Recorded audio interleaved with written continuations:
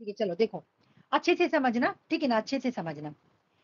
Because ना कि ये यूएनओ से क्वेश्चन आता भी है, तुम लोग देखी भी, क्वेश्चन हम लोग सॉल्व भी किए। देखो पहले क्या हुआ, वर्ल्ड वॉर 1।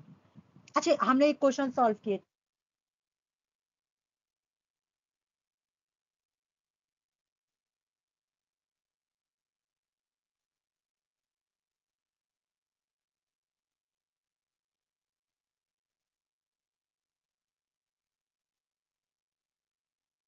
ठीक है ना, वर्ल्ड वॉर, हाँ वर्ल्ड वॉर, हाँ तुम देखी थी ना, क्वेश्चन था कि जापान पे हमला किया या मंचूरिया पे, तो वो वर्ल्ड वॉर का कहानी है बहुत सारा। मैं देखती हूँ, टाइम मिलेगा तो मैं वो भी करवा दूंगी, ठीक है। पहले यहाँ से हम लोग स्टोरी स्टार्ट कर रहे हैं। देखो स्टोरी क्या है, पहले मैं स्टोरी बता देती हूँ। मतलब स्टोरी क्या, मैं यहाँ से पढ़ा ही रही, देखो। World war 1 encourage the world invest is an sorry in an international organisation to deal with the conflict. देखो क्या बोला गया, वर्ल्ड वॉर 1, जब वर्ल्ड वॉर 1 खत्म हुआ ना, तो लोगों के अंदर एक बात आया कि अब कॉन्फ्लिक्ट को खत्म करना चाहिए। मैं तुम लोगों को जब से पहला दिन जब आयर पढ़ा रही थी, तो वहां पे मैं बोली थी कि देखो पहले ना वेस्ट में खाली वार हो रहा था, तो वेस्ट फेलियर ट्रीटी आई, है ना।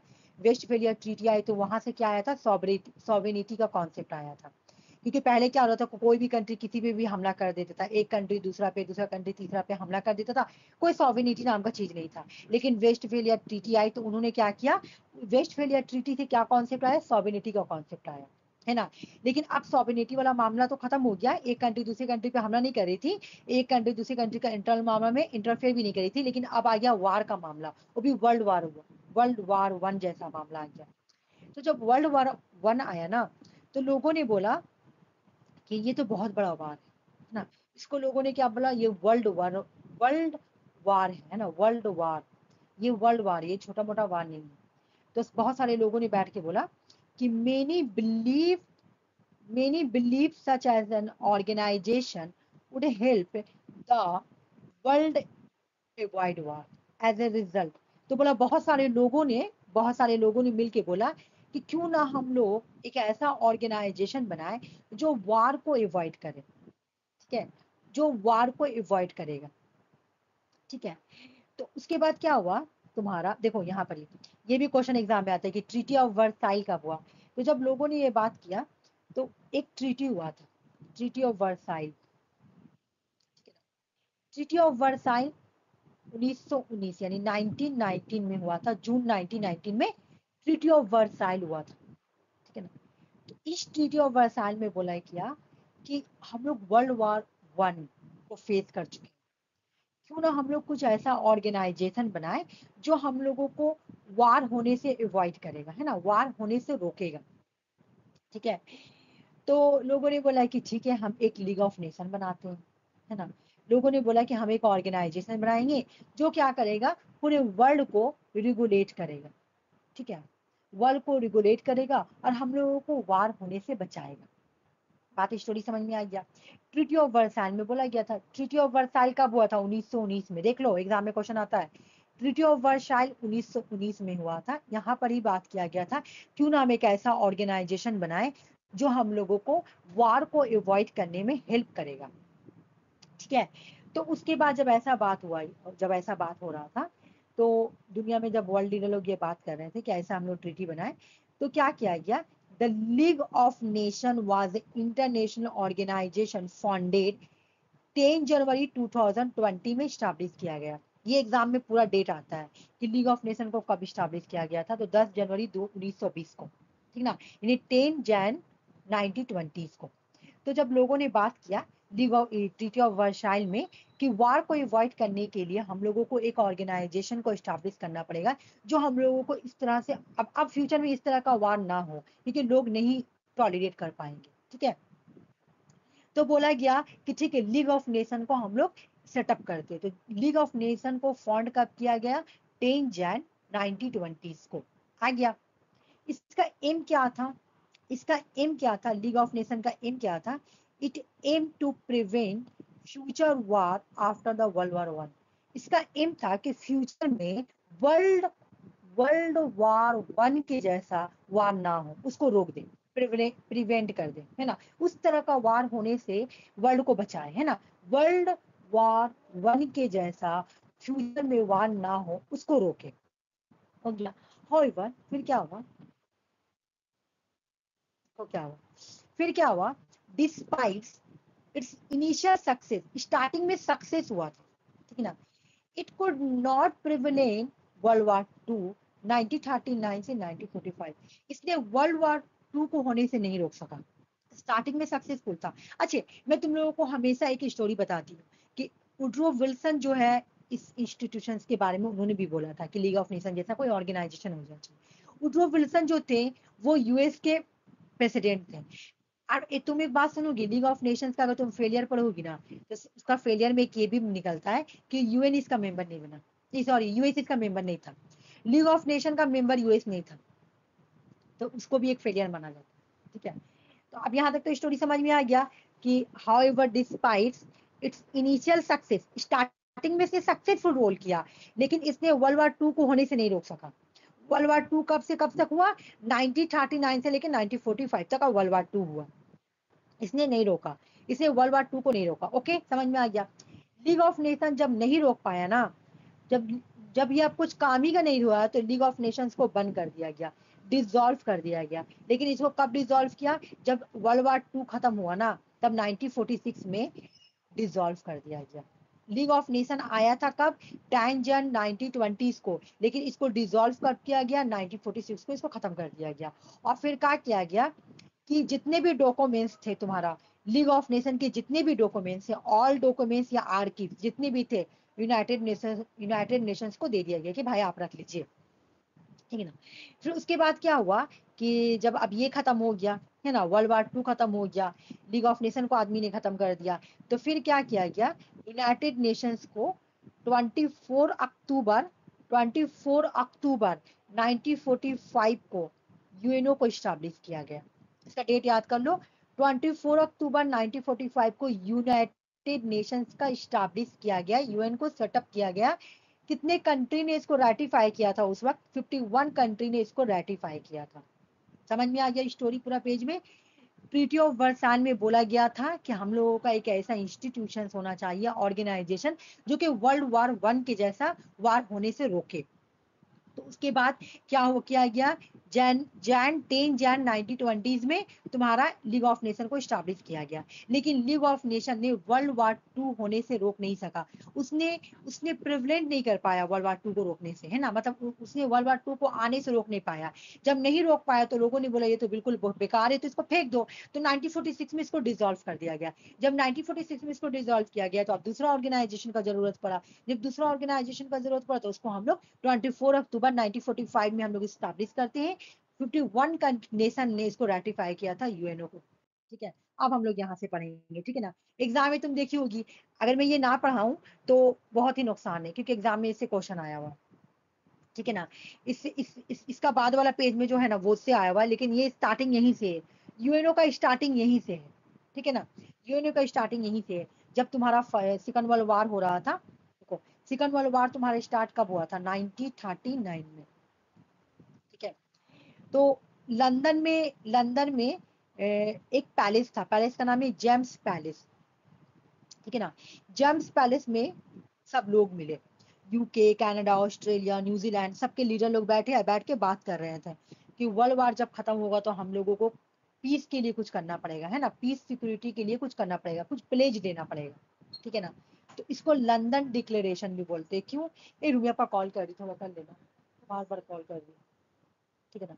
तो इसको लंदन डिक्लेरेशन बोला जाता है, या declaration of ST James palace भी बोलते हैं।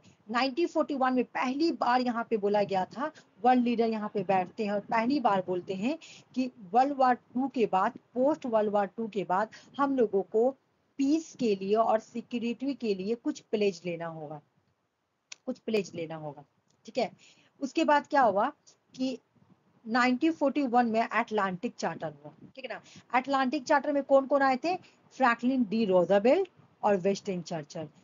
यूएसए से तुम्हारे थे रोजाबेल्ट और यूके से थे तुम्हारा वेस्टर्न चर्चल। ये लोग दोनों बैठ के अटलांटिक चार्टर में वही यूएनए के बारे में बात करते हैं कि हम लोगों को ना एक ऑर्गेनाइजेशन को स्टैब्लिश करना पड़ेगा, नहीं तो बहुत प्रॉब्लम हो जाएगा। ठीक है, जब इन्होंने बात किया तो इन्होंने क्या किया, इन्होंने देखो 1 जनवरी 1942 में इन्होंने अनाउंसमेंट किया कि यूनाइटेड नेशंस का डिक्लेरेशन का अनाउंसमेंट किया, यूनाइटेड नेशन होगा।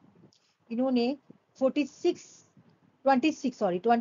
एलाइड नेशन ने मिलकर ये बात करा कि अब एक नेशन होगा, अब एक ऑर्गेनाइजेशन होगा। ठीक है ना, वर्ल्ड वार 2 के बाद एक ऑर्गेनाइजेशन होगा जिसका नाम होगा यूनाइटेड नेशन। अच्छा, अगर एग्जाम में क्वेश्चन पूछे तुमसे कि यूएनओ का क्वाइन कब किया गया था, तो देख लो 1 जनवरी 1942, मतलब डिक्लेरेशन कब किया गया था।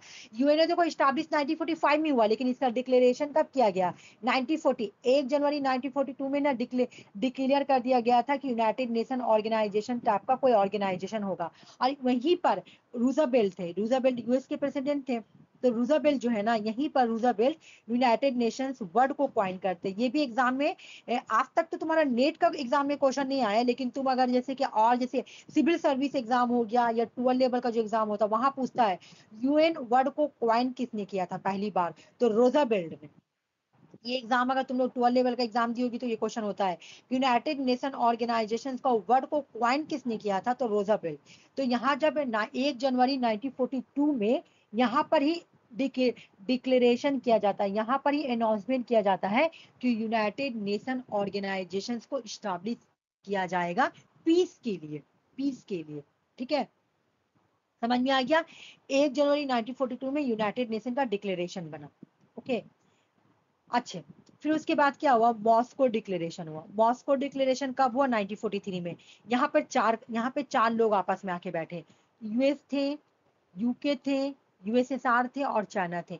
इन्होंने साथ मिलकर बोला कि हम लोगों को ना स्टैब्लिश करना पड़ेगा एक जनरल इंटरनेशनल ऑर्गेनाइजेशन, किसके लिए, मेंटेन करने के लिए पीस एंड सिक्योरिटी के लिए, जल्द से जल्द वर्ल्ड वार के बाद। तो मॉस्को डिक्लेरेशन कब हुआ, 1943 में। मॉस्को में होते इसलिए मॉस्को डिक्लेरेशन। यहाँ पे सब कंट्री देख लो, यूके है, खाली फ्रांस नहीं है यहाँ पे यूएस है, यूके है, यूएसएसआर है, चाइना है।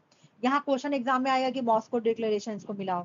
ठीक है, उसके बाद तुम्हारा क्या हुआ, ये अक्टूबर में हुआ है ना। अक्टूबर के बाद नवंबर दिसंबर, दो महीने के बाद ही तुम्हारा तेहरान कॉन्फ्रेंस होता है। ठीक है ना, तेहरान कॉन्फ्रेंस में वही रोजावेल्ट, चर्चिल, स्टालिन है ना, यूएसएसआर से स्टालिन थे, ये लोग आते हैं और फिर वही बात करते हैं, वही यूएनओ के बारे में ही बात करते हैं कि हम लोगों को एक इंटरनेशनल पीस ऑर्गेनाइजेशन को स्टैब्लिश करना पड़ेगा। ये वाला एग्जाम में क्वेश्चन आया डब। ठीक है ना, उसके बाद क्या हुआ, 1940, देखो यहाँ पे लिखा हुआ अगस्त 1944 में, अगस्त 1944 में डम्बटन ऑफ होता है। यहाँ पर ड्राफ्ट बनता है यूएन चार्टर का, ये एग्जाम में क्वेश्चन आ सकता है। ठीक है ना, यूएन चार्टर का ड्राफ्ट पहला बार कहाँ पे बना गया, इनिशियल प्रोपोजल, पहली बार यूएन चार्टर का ड्राफ्ट कहाँ प्रपोज किया गया, डम्बटन ऑफ में।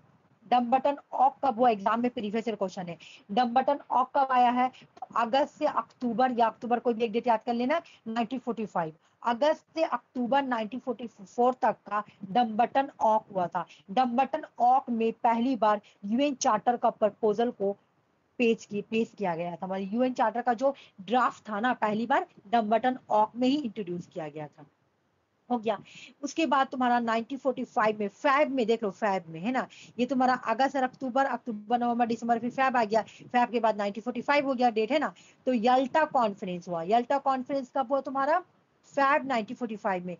यहाँ पे क्या डिसाइड किया गया, फाइनलाइज की detail include the veto power, किसके 5 परमानेंट मेंबर होंगे, सिक्योरिटी काउंसिल होगा। ये एग्जाम में वो क्वेश्चन नहीं आएगा, लेकिन तुमसे ये पूछ लेगा कि यूएन का जो चार्टर है पहला बार कहाँ पे प्रपोज, उसका ड्राफ्ट को पहला बार कहाँ पे इनिशियली प्रपोज कहाँ किया गया था, यूएन ड्राफ्ट को, ये। ठीक है ना, फाइनलाइज पूछेगा तो हो जाएगा सैन फ्रांसिस्को, लेकिन इनिशियली यूएन का ड्राफ्ट को पहली बार कहाँ पे प्रपोज किया गया था, तो डम्बटन ऑक में।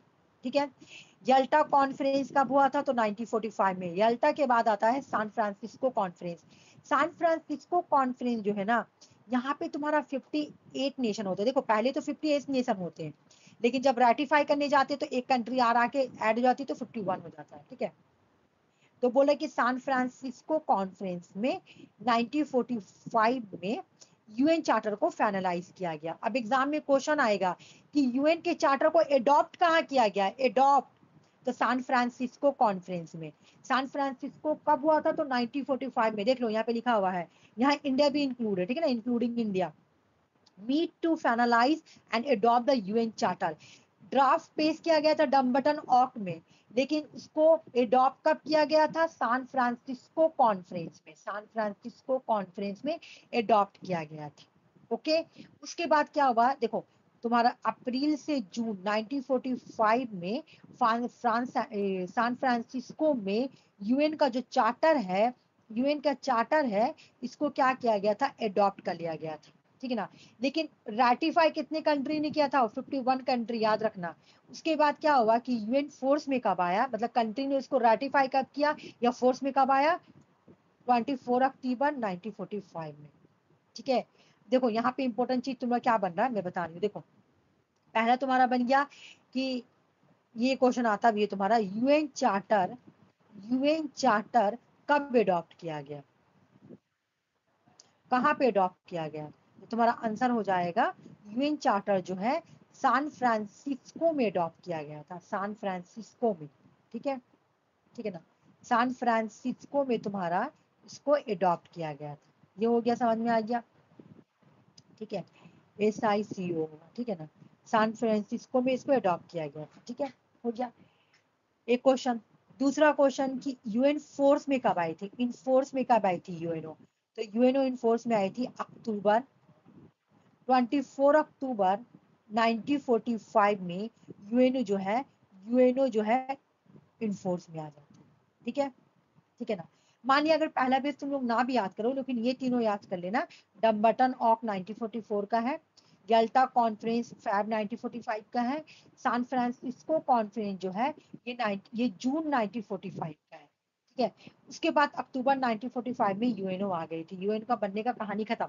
यूएनओ जो है united nation was officially established when the charter came into force October 24 October 1945। Now आज हम लोग 24 अक्टूबर को यूएन डे मनाते हैं। चलो अब यहाँ से हम लोग अपना कहानी पढ़ेंगे, मतलब यूनाइटेड नेशंस का, वहां से उसका हिस्ट्री था। यूनाइटेड नेशंस को क्वाइन किसने किया था, तो US president Franklin D Roosevelt ने।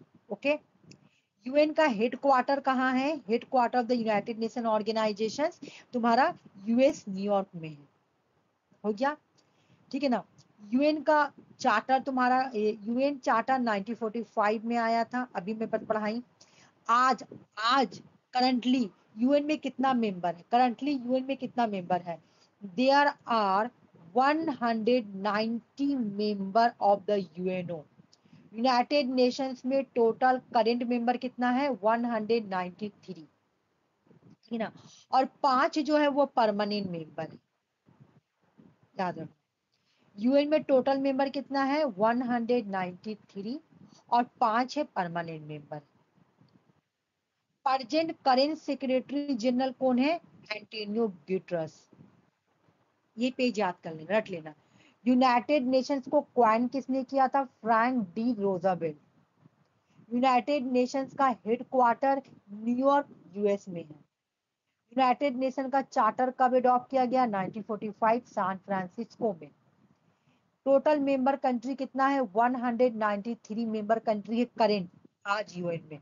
रैटिफाइड जब हुआ था तो कितना कंट्री था, 51, ठीक है। लेकिन आज कितना कंट्री है, 193 यूएन का मेंबर है। क्या हुआ सुषमा, प्रॉब्लम हो रहा है क्या, अच्छा ठीक।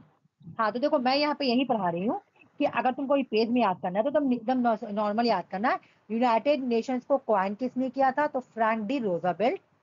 यूएन का हेडक्वार्टर कहाँ है, यूएस का न्यूयॉर्क में, ठीक है। यूएस में ये सॉरी यूएनओ में टोटल मेंबर कंट्री कितना है आज प्रेजेंट डे में, 193, और 5 परमानेंट मेंबर है। प्रेजेंट जो तुम्हारा सेक्रेटरी जनरल है वो है एंटोनियो गुटेरेस। ये पेज कंप्लीट हुआ, मैं आगे पेज में चलूं, कुछ पूछना है इस पेज से, कोई भी एक पर्सन बोलो,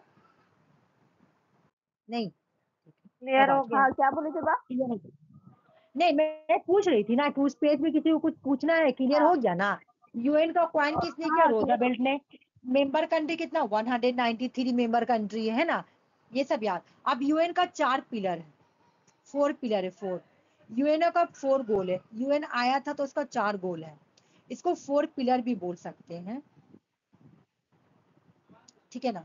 इसको 4 पिलर भी बोल सकते हैं। यूएनओ का कितना पिलर है, कितना गोल है? तो 4, ठीक है ना। पहला पिलर याद करो, पीस एंड सिक्योरिटी। तुमको पता है ये कौन है? ये परिंदा कौन है? तुमको पता है ये परिंदा कौन है? ये बर्ड्स कौन है? डब। और ये पीस का सिंबल। ये जो परिंदा है ना, ये डब है, और ये पीस का सिंबल, ठीक है। ये पीस का सिंबल। तो पहला पर्पस क्या है? Peace and security. मतलब पूरा maintain global world peace and security, मतलब पूरा वर्ल्ड में, है ना, पूरा ग्लोबल, पूरा दुनिया में हम लोगों को पहला काम क्या करना है? यूएन का पहला गोल क्या है? पीस और सिक्योरिटी को मेंटेन करना। देख लो, पहला पिलर पढ़ लो। हम क्या बोले कि डब। डब का मतलब होता है, ये जो जहां भी तुमको ये डब मिलेगा ना, डब का मतलब होता है, उर्दू में लोग फाख्ता बोलते हैं। तुम इसका मीनिंग भी देखोगे तो इसका मीनिंग भी यही बताएगा, डब। डब किसका सैंबल है? तुम्हारा पीस का सैंबल है, ठीक है ना। वाइट भी है इसमें, हो गया। तो पहला पर्पस क्या है तुम्हारा? Peace and security. दूसरा पर्पस क्या है? दूसरा तुम्हारा क्या है? Friendly. Friendly friendly relations among the nation, ठीक है ना। पहला बोला कि पीस को स्टैब्लिश करना है, सिक्योरिटी को स्टैब्लिश करना है। दूसरा बोला कि फ्रेंड बन के रहना है। जितना भी यूएन कोई मेंबर कंट्रीज है ना, सभी मेंबर कंट्रीज के बीच में फ्रेंडली रिलेशंस को स्टैब्लिश करना है। तीसरा क्या बोला? तीसरा क्या बोला? देखो तीसरा क्या बोला। तीसरा पिलर देखो, एक एक कीवर्ड पढ़ो। यहाँ पे क्या है? Peace and security. यहाँ पे फ्रेंड। और यहाँ पे तीसरा में क्या है? कॉपरेशन। कॉपरेशन कैसे? मान लो कि यूएन के मेंबर कंट्रीज है, 193 मेंबर कंट्रीज है ना। दो कंट्री के बीच में लड़ाई होगी जो यूएन से ही बिलोंग कर, जो यूएन का ही मेंबर कंट्रीज है ना। तो यूएन क्या बोलेगी? आप लोग क्या कीजिए, प्रॉब्लम को सॉल्व कीजिए कॉपरेशन से, ठीक है। तो तीसरा प्रिंसिपल क्या है? कॉपरेशन। पहला क्या है? Peace and security. तीसरा है friendly relation. Friendly relation among the nation, पूरा नहीं करेंगे तो फ्रेंडली कर याद करो। तीसरा क्या है पिलर? कॉपरेशन। फोर्थ पिलर क्या है भाई? फोर्थ पिलर क्या है? Share global. रुको, अचीविंग शेयर ग्लोबल। कोई भी नेशन, सुनो, अगर कोई भी नेशन को किसी भी एक चीज से बेनिफिट हो रहा, वो सबको शेयर करेगा, ठीक है ना। तो being a central unity, unity याद कर लो, unity. Unity nation in achieving share the goal. कहने का मतलब है यूनिटी कैसे बना हुआ रहेगा? अगर एक पर्सन को कोई एक चीज अचीव हो रहा है तो वो सबको दे दो। जैसे तुम देखी होगी कॉलेज यूनिवर्सिटी में क्या होता है, अगर कोई एक पर्सन को टिफिन लेकर आता है तो वो सबको देता है, इसको इसको, उससे क्या होता है? यूनिटी बना रहता है। तो being a central to unity nations in achieving share a गोल।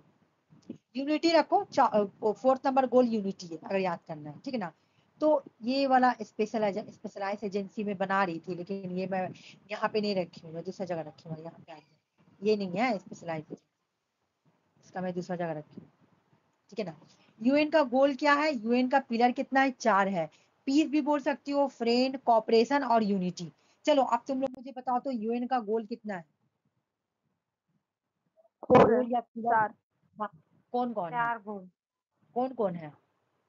पहला है पीस एंड हाँ? सिक्योरिटी, दूसरा है फ्रेंडली, हाँ। तीसरा है एक मिनट कॉपरेशन। आरती, एक मिनट रुको, तो मेरे भाईजान का कॉल आया, थोड़ा तुम लोग वेट कर लो, एक मिनट बात करेगी। कर ले, कहाँ बोल रही है?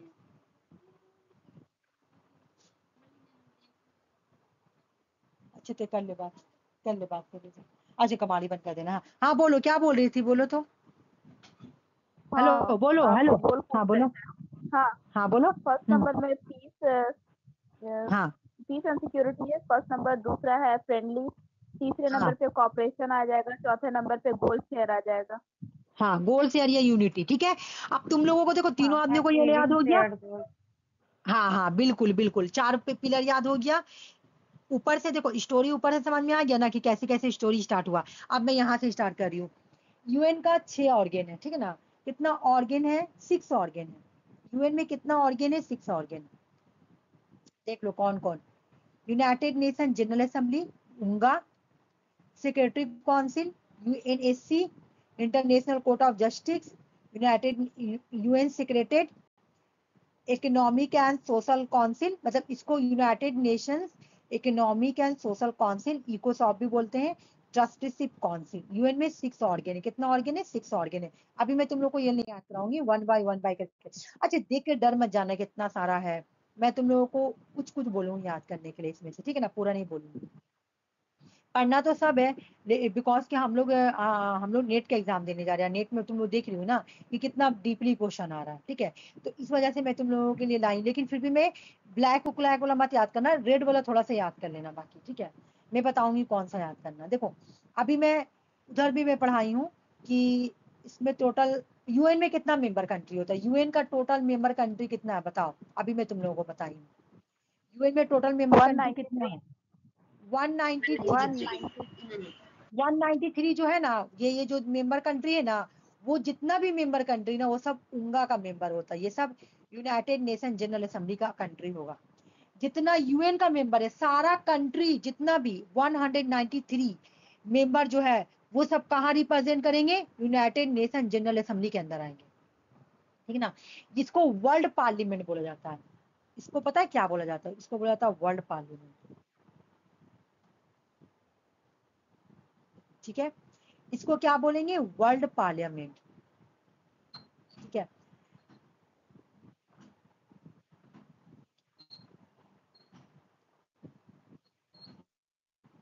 तो एक बात मेरा सुनो, ये बात तुम लोगों का माइंड से क्लियर हो गया ना कि बस एक ही ऐसा ऑर्गेन है, ठीक है ना, एक ही ऐसा ऑर्गेन है जो पूरा मेंबर कंट्रीज को रिप्रेजेंट करता है, ठीक है ना। वो है यूनाइटेड नेशन जनरल असेंबली। पहला ऑर्गेन हम लोग पढ़ रहे, ठीक है ना। पहला ऑर्गेन को क्या बोलते हैं? World parliament. क्यों? क्योंकि दुनिया की जितनी भी कंट्री मेंबर है ना यूएन की, 193 मेंबर कंट्री है, और 193 मेंबर कंट्री है ना, सब इसका मेंबर है, उंगा का मेंबर है, ठीक है। और जितना 193 मेंबर के पास वोट है, सबका पास एक एक वोट है, ठीक है ना, सबके पास एक एक वोट है, ठीक है। अच्छा ये क्वेश्चन एग्जाम में आया हुआ था इस स्टेटमेंट टाइप पे, इसका इसका रेगुलर सेशन कैसे होता है, ये क्वेश्चन आया हुआ था एग्जाम में। एनुअली होता है सितंबर से दिसंबर तक का, एनुअली होता है सितंबर से दिसंबर तक का। और ये जो जनरल असेंबली है ना, यूनाइटेड नेशन जनरल असेंबली, इसका हेडक्वार्टर न्यूयॉर्क है। हो गया, ये बात क्लियर हो गया। अब देखो यहाँ पे क्या बोल रहा हूँ, बोला कि यहाँ पे स्पेशल सेशन भी हो सकता है, can be convene at the request of the security council, majority of member state by the secretary general. देखो बोल रहा है कि यहाँ पे साल में होता है सितंबर दिसंबर के महीने में, मेरे बात अच्छे से सुनना, सितंबर और दिसंबर के महीने में तुम्हारा ये होता है, क्या नाम है तुम्हारा, मीटिंग होता है इसका, है ना। इसका सेशन होता है सितंबर टू दिसंबर के महीने में।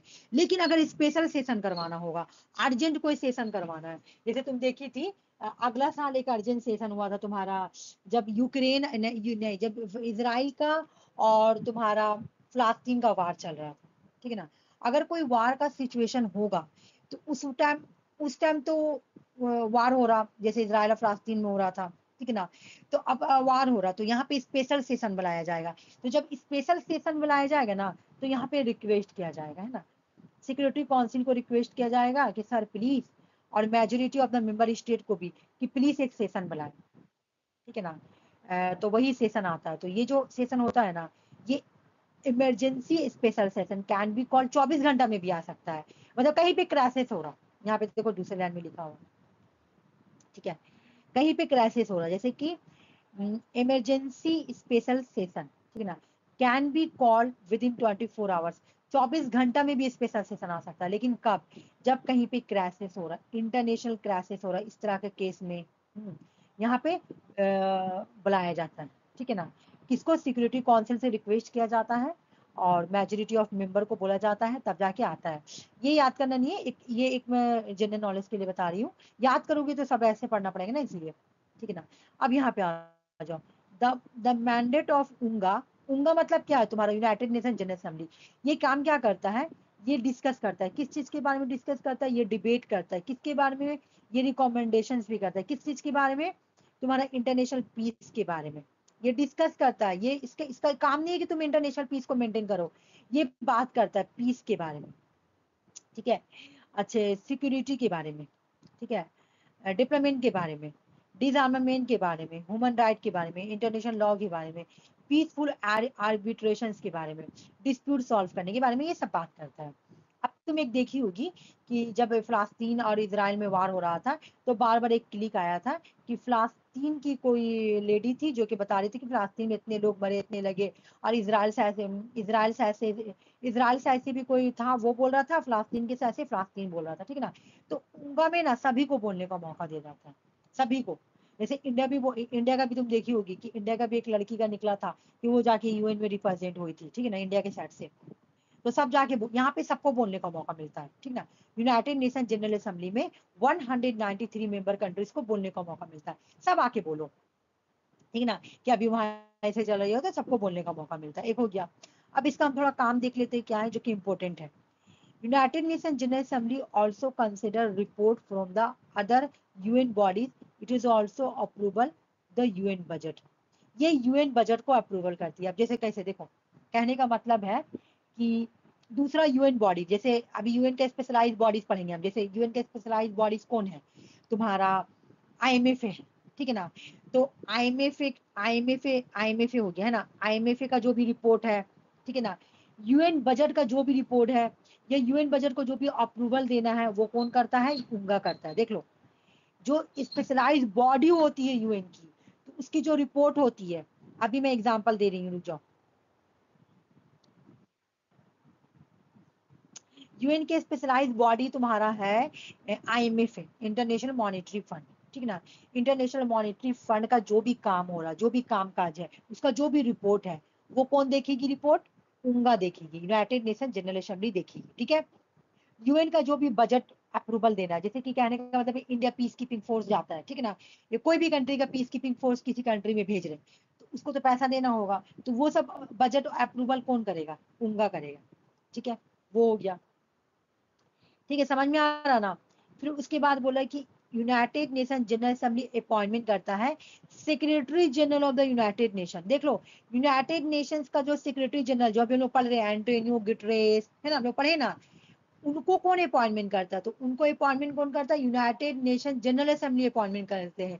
लेकिन रिकमेंडेशंस कौन करता है, देख लो, recommendation united nation security council करता है। अभी हम यूनाइटेड नेशन सिक्योरिटी काउंसिल के बारे में पढ़ेंगे। यूनाइटेड नेशन सिक्योरिटी काउंसिल छोटा बॉडी है लेकिन पावरफुल बॉडी है, ठीक है। याद रखो यहाँ पे, United nation general assembly appointment करता है तुम्हारा, जो हम लोग पढ़ते हैं ना, एंटोनियो गुटरेस, पढ़े ना, Guterres and Guterres, try give lie, U turn, वो सब के बारे में लोग पढ़े थे थोड़ा दिन पहले। तो उन सबको अपॉइंटमेंट कौन करता है, united nation general assembly appointment करते हैं। बट रिकमेंडेशन कौन करता है, recommendation united nation secretary council करता है, ठीक है। वो बोलेगा, देखो ये रिकमेंडेशन करेगा, ये जो छोटा बॉडी है ना, ये इसको रिकमेंडेशन करेगा, इसको, कि भाई आप अपॉइंटमेंट कीजिए, किसको अपॉइंटमेंट कीजिए, इसको अपॉइंटमेंट कीजिए, है ना, सेक्रेटरी काउंसिल, यूएन के सेक्रेटरी काउंसिल को अपॉइंटमेंट कीजिए। समझ में आ गया। अब अगर हम तुम लोग से पूछेंगे, बताओ अभी अभी का हम लोग प्रेजेंट कौन है, अभी हम पढ़ाए तुम लोगों को, गुटरेस एंड गुटरेस है ना, इन्हें एंटोनियो एंटोनियो गुटरेस। गुटरेस है, इन्हें एंटोनियो गुटरेस है। तो हम, हाँ, तो हम पूछेंगे कि एंटोनियो ग्यूटरेस को अपॉइंटमेंट कौन करता है, तो तुम लोगों का रिप्लाई को होगा, अपॉइंटमेंट तो उंगा करती है but secretary recommendation united nation security council करती है। ये क्वेश्चन एग्जाम में आया हुआ है, ठीक है। इस वजह से मैं तुम लोगों को बार बार रिपीट कर रही हूँ। हो गया। अब यहाँ पे आ जाओ, यहाँ पे एक मिनट, अब इसको मैं इसको इरेज कर रही हूँ, उसके बाद में आर बता रही हूँ, ठीक है। अब यहाँ पे दूसरा आ जाओ, ठीक है, दूसरा, United Nations general assembly elect कर दिया। अच्छा, यूएनजी का फुल फॉर्म देखो यहाँ पे लिखा हुआ, तुम लोग देख लो, यूनाइटेड नेशन जनरल असेंबली, ठीक है ना। इसी को मैं उंगा उंगा बार बार बोल रही हूँ, ठीक है। उंगा इलेक्ट करते, किसको इलेक्ट करते, नॉन परमानेंट मेंबर। अब मैं तुम लोगों को पहले नॉन परमानेंट मेंबर के बारे में बता रही हूँ, उसके बाद में आगे बढ़ाऊंगी, क्योंकि हो सके अंजलि को पता हो, आर नहीं, सुषमा को पता हो, आरसी को पता हो, बट ये अंजलि ना नया हो। देखो, हाँ, यूएन का 6 ऑर्गन है ना। एक ऑर्गन के बारे में हम लोग पढ़ रहे हैं, जनरल असेंबली के बारे में पढ़ रहे हैं। तो एक और ऑर्गन है, उसका नाम है तुम्हारा, मैं बता दे रही हूँ। एक और ऑर्गन, ठीक है ना। इस ऑर्गन का नाम है ये वाला। इसका फुल फॉर्म होगा यूनाइटेड नेशंस सेक्रेटरी काउंसिल, ठीक है ना। ये वाला दूसरा ऑर्गन है, ठीक है ना। इसका नाम है यूनाइटेड नेशन सेक्रेटरी काउंसिल, ठीक है ना। इसमें टोटल 15 मेंबर होते हैं, समझ लो, ठीक है। 15 मेंबर होते हैं, जिसमें से 10 मेंबर जो होता है ना, वो नॉन परमानेंट होते हैं। क्या होते हैं भाई? नॉन परमानेंट, ठीक है। इसमें जो जो होते हैं 10 मेंबर जो होते हैं, वो नॉन परमानेंट होते हैं, ठीक है। समझ में आ गया। और जो 5 मेंबर होते हैं ना, पांच होते हैं ना, वो परमानेंट होते हैं, ठीक है ना। 5 जो होते हैं वो परमानेंट होते हैं, ठीक है। 5 परमानेंट होते हैं, ठीक है। तो ये जो परमानेंट है ना, ये जिंदगी भर के लिए है, जब तक का यूएनओ है। इसको ना कोई हटाएगा ना उसे कुछ करेगा। लेकिन जो जो 10 है ना, ये 2-2 साल के लिए आती है, 2-2 साल के लिए, ठीक है।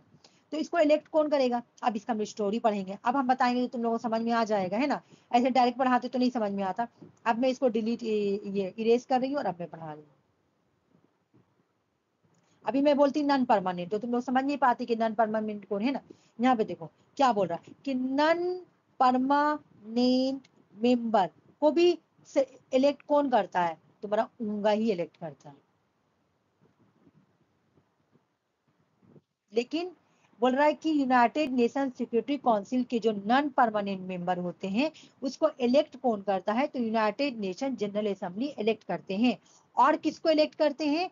इकोसॉक। अभी मैं ऊपर पढ़ाई थी ना, इकोनॉमिक एंड सोशल पढ़ाई थी ना, इसको इकोसॉक बोलते हैं। तो इसके भी मेंबर जो है ना, इसके मेंबर और जो नॉन परमानेंट मेंबर है, इन दोनों को अपॉइंटमेंट कौन करता है? यूनाइटेड नेशन जनरल असेंबली, ठीक है। तो हमने क्या पढ़ा? हमने पढ़ा कि यूएन बजट को अप्रूवल देता है, यूएन के जो स्पेशलाइज बॉडीज है उसका रिपोर्ट देखता है। तीसरा हमने क्या पढ़ा कि यूनाइटेड नेशन सिक्योरिटी काउंसिल के रिकमेंडेशन पे सेक्रेटरी जनरल को अपॉइंटमेंट करता है।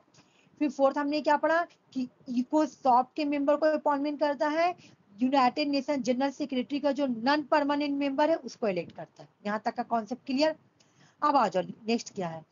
UNGA along with the United Nations Secretary Council, देखो यहाँ पे देखो, यहाँ पे देखो, UNGA और यूनाइटेड नेशन सिक्योरिटी काउंसिल दोनों मिल जाता है, ठीक है। दोनों मिल गया, दोनों मिलकर इंटरनेशनल कोर्ट ऑफ जस्टिस के जज को इलेक्ट करता है, ठीक है ना। मैं क्या बोली? यूएन के 6 ऑर्गन है, ठीक है। 6 ऑर्गन में से एक ऑर्गन पढ़ रही हूँ, ठीक है ना। दूसरा ऑर्गन अभी मैं तुमको समझाई, यूनाइटेड नेशन सिक्योरिटी काउंसिल। तीसरा ऑर्गन तुम्हारा है इकोसॉक, है ना। एक ऑर्गन का नाम है इंटरनेशनल कोर्ट ऑफ जस्टिस, ठीक है ना। तो इंटरनेशनल कोर्ट ऑफ जस्टिस में जो जज बैठते हैं, उसको अपॉइंटमेंट कौन करता है? तो यूनाइटेड नेशन जनरल असेंबली और यूनाइटेड नेशन सिक्योरिटी काउंसिल, ये दोनों मिलकर क्या करते हैं? जज को अपॉइंटमेंट करते हैं। ये वाला समझ में आया? बोलो पहले, तब मैं बताऊंगी आगे। ये समझ में आया? अच्छा, यहाँ पे हाँ। देखो आ गया। फिर बोला कि उंगा के अंदर एक चेयरमैन होते हैं, चेयरमैन को ही प्रेसिडेंट बोला जाता है, ठीक है ना। ये एनुअली चेंज होते हैं। ये जो प्रेसिडेंट है, ये इसको इलेक्ट कौन करता है? तो उंगा ही करता है, ठीक है। यूनाइटेड नेशन जनरल असेंबली जो है, इसमें एक प्रेसिडेंट होते हैं, इसमें एक प्रेसिडेंट होते हैं। प्रेसिडेंट को इलेक्ट कौन करता है? तो तुम्हारा उंगा ही करते हैं।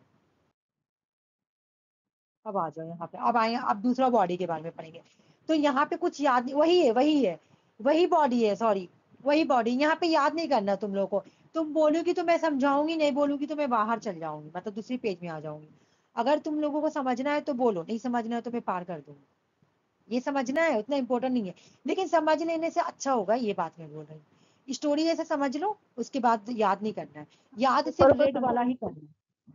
समझा दे रहे, देखो यहाँ पे क्या होता है कि रिजोल्यूशन आता है। जैसे उंगा में कोई भी रिजोल्यूशन आया, मैं बता रही हूँ। देखो, उंगा में कोई भी रिजोल्यूशन आता है ना, तो दो तरह का रिजोल्यूशन आता है, दो तरह का रिजोल्यूशन आता है। ठीक है ना। रिजोल्यूशन का मतलब कोई भी बात आता है, कोई भी टॉपिक आएगा तो दो तरह का आता है। एक तो टॉपिक आया कि इन्वायरमेंटल बहुत डिग्रेड हो रहा है, ठीक है, ये भी रिजोल्यूशन का मामला है। तो यूएन में ये बात आया कि सुनिए ना सर, इन्वायरमेंट बहुत डिग्रेड हो रहा है, उनका में ये वाला बात आया टॉपिक डिस्कस करने के लिए। तो यहाँ पे जो ट्रिटी बनेगा ना, तो इसमें सब हाँ बोलेगा कि हाँ सच बोल रहा, सच। 193 कंट्री हाँ बोलेगा, किसी को नुकसान ही नहीं है, सब बोलेगा कि हाँ इन्वायरमेंट डिग्रेड हो रहा। तो ये पहला हो जाता तुम्हारा कंसेंसनेस। कंसेंसनेस मतलब यहाँ पे सभी कंट्री ने हाँ बोला, ठीक है, इस रेजोल्यूशन पे सभी कंट्री ने हाँ बोला, है ना। अब एक रेजोल्यूशन आता है जैसे कि यूक्रेन और रशिया का वार हुआ, तो यूक्रेन और रशिया का वार में बहुत सारे कंट्री ने रसिया को क्रिटिसाइज किया। रिजोल्यूशन आया, रिजोल्यूशन क्या आया, एक तो इन्वायरमेंट का रिजोल्यूशन आया जिसको हम लोग क्या बोले, कंसेंस। कंसेंस मतलब क्यों, क्योंकि इसमें सभी 193 कंट्रीज का हामी आया, तो ये कंसेंस सभी की रजामंदी से आई, है ना, ये सभी की रजामंदी से आई, तो ये कंसेंस हो गया। एक तरह इस तरह से रिजोल्यूशन सॉल्व होता है।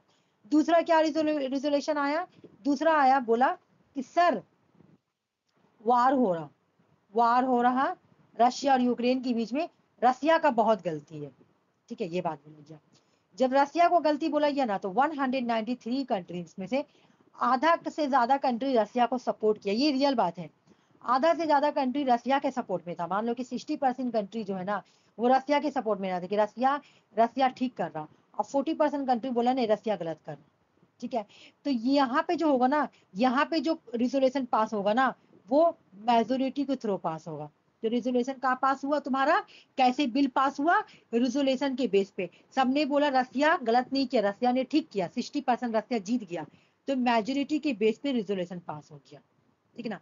मतलब यहाँ पे अगर कोई चीज आता है तो दो तरीके से आएगा, एक तो दो टॉपिक आता है, एक तो इन्वायरमेंट के रिलेटिव आ गया, है ना, इन्वायरमेंट के रिलेटिव आ गया। जो इन्वायरमेंटल तो सभी के लिए प्रॉब्लम है, ग्लोबल वार्मिंग सभी के लिए प्रॉब्लम है ना। ऐसा कोविड-19 का टॉपिक आया यूएन में, सभी के लिए प्रॉब्लम है, एक कंट्री के लिए। तो यहाँ पे जो रिजोल्यूशन पास होगा कंसेंसस के थ्रू पास होगा, सबने हाँ बोला।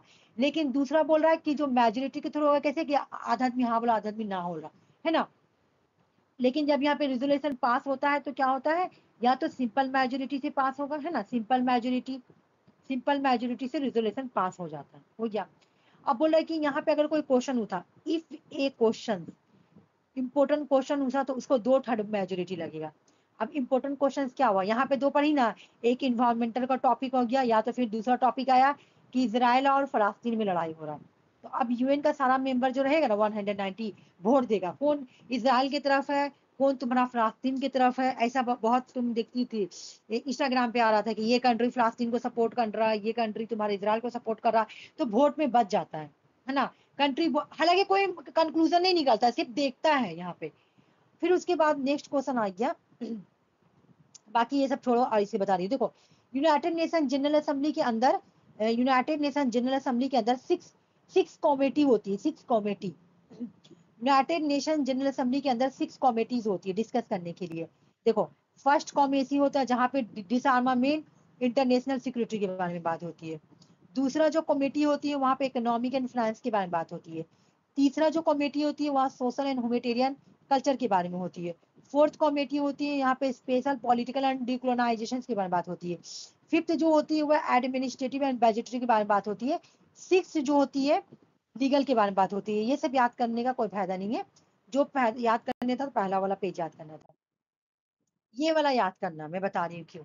देखो एक तो मैं तुम लोगों को ये इसलिए याद करना है कि इससे एक क्वेश्चन आया था एमपीपीएससी में, ठीक है, एमपीपीएससी में इससे क्वेश्चन आया हुआ, इससे मुझे ये याद करना है। मान लो कि यूएनओ, ये यही बड़ा है बाकी सब छोटा है, ठीक है, इतना डरने की जरूरत नहीं है।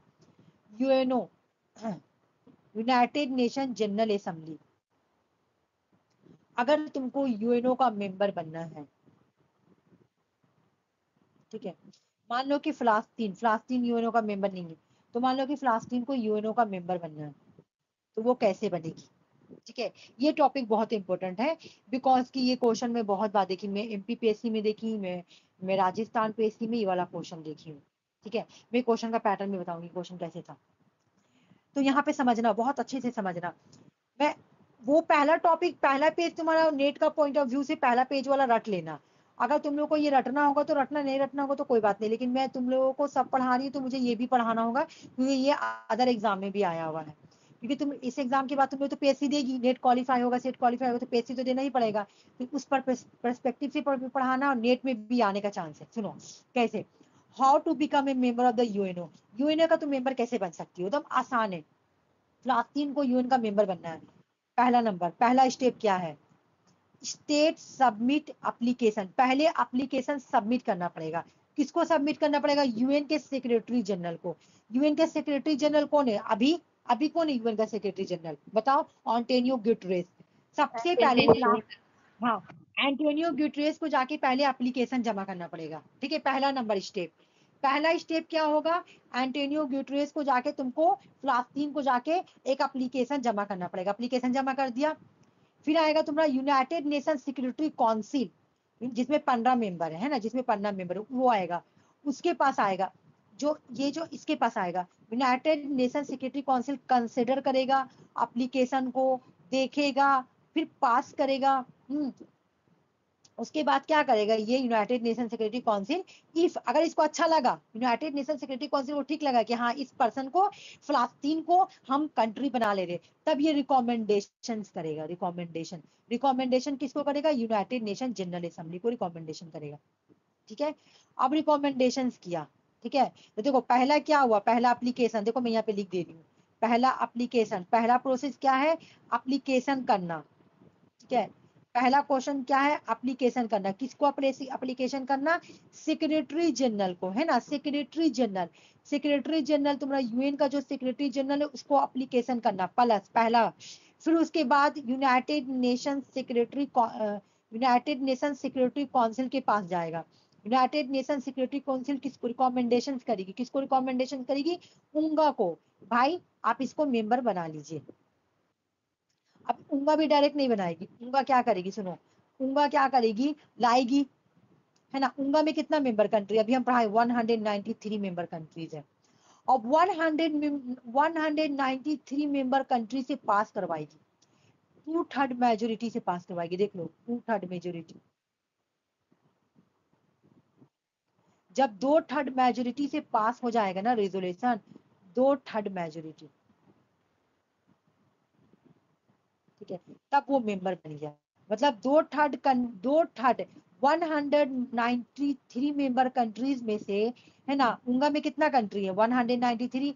जब 193 मेंबर कंट्री मान जाएंगे कि हाँ, वो भी उसमें से कितना 2/3 कंट्री मान गए कि हाँ फलस्तीन को मेंबर बना लीजिए, तब वो मेंबर बन जाएंगे। ठीक है, पहले एप्लीकेशन देंगे किसको, सेक्रेटरी जनरल को। ठीक है, सेक्रेटरी जनरल जाएंगे यूनाइटेड नेशन सिक्योरिटी काउंसिल के पास, यूनाइटेड नेशन सिक्योरिटी काउंसिल देखेंगे, यूनाइटेड नेशन सिक्योरिटी काउंसिल देख लेंगे, बोलेंगे उंगा को कि भाई ये देखिए हम रिकमेंडेशन करें, आप इसको मेंबर बना लीजिए। उंगा बोलेंगे सर रुकिए, पहले हम इसको हाउस में पास करवा ले रहे, है ना। तो उंगा जाएगा 2/3 मेजोरिटी से पास करवाएगा, अगर पास हो गया इफेक्टिव मेजोरिटी से, इफेक्टिव मेजोरिटी, एक minute, 2/3 majority membership become the effective date, नहीं हाँ ठीक है सॉरी, 2/3 मेजोरिटी से पास हो गया, मेंबर बन गया, फलस्तीन मेंबर बन गया। समझ में आया ये वाला ये समझ में आया। ये हम 2 बार देखे पीएससी के एग्जाम में, इसलिए मैं तुम लोगों को करवाई, मैं तुम्हें नहीं करवाती।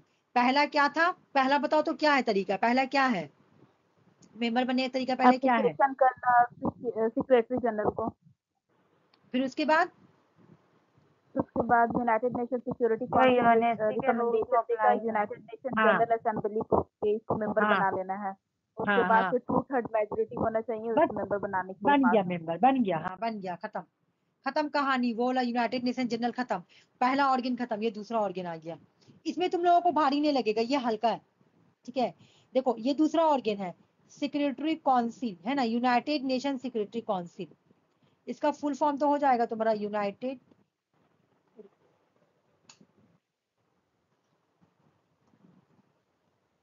Nation security council. हाँ बस समझ में आ गया, ये दूसरा है, क्या है, ये दूसरा ऑर्गन है। ठीक है ना, अब यहाँ पे हम क्या पढ़ेंगे, अब देखो हम लोग जो यूएन का 4 पिलर पढ़े ना, 4 पिलर, तो 4 पिलर में से एक पिलर था ना पीस और सिक्योरिटी।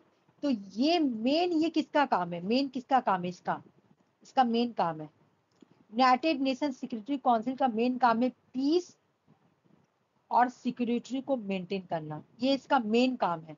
एग्जाम में क्वेश्चन भी आया हुआ था, ठीक है ना। पीस एंड सिक्योरिटी को मेंटेन करना, ये मेन काम किसका है? यूनाइटेड नेशन सिक्योरिटी काउंसिल का है, ठीक है। अच्छा यहाँ पे देखो, the only UN body that can issues binding resolutions for member state, ये छोड़ दो, ये अभी नहीं समझना है। यहाँ पे समझो मेंबर कितना है, देख लो टोटल मेंबर कितना होते हैं इसके अंदर, टोटल मेंबर कितना होता है, अभी मैं बताई 15 मेंबर होते हैं, देख लो 15। हाँ 5 15 परमानेंट मेंबर, और हाँ 10 15 नॉन मेंबर होते हैं, 15 मेंबर होते हैं, हो गया। 15 मेंबर में कौन कौन है? 5 मेंबर परमानेंट है, देख लो 5 मेंबर परमानेंट है। परमानेंट कौन कौन है? चाइना है, जिसको P5 कंट्री बोलते हैं ना, P5 कंट्री। चाइना है, यूएस है, यूके है, फ्रांस है, रसिया है। ये 5 कंट्री परमानेंट है, इसको कभी कोई हटा नहीं सकता है, ठीक है ना। 10 कंट्री जो है वो नॉन परमानेंट है, देख लो 10 है नॉन परमानेंट, ठीक है। अभी मैं यहाँ से क्वेश्चन तुमसे से पूछूंगी, यहाँ ज्यादा याद करने का कुछ नहीं है। 15 तो टोटल क्या याद करना, 15 मेंबर कंट्रीज है, 15 में 5 तुम्हारा परमानेंट है और 10 नॉन परमानेंट है, ठीक है। अच्छा अभी मैं आगे भी पढ़ा चुकी हूँ कि इस मेंबर को अपॉइंटमेंट कौन करता है, तो उंगा यूनाइटेड नेशन जनरल असेंबली इसको क्या करता है? अपॉइंटमेंट करता है ना।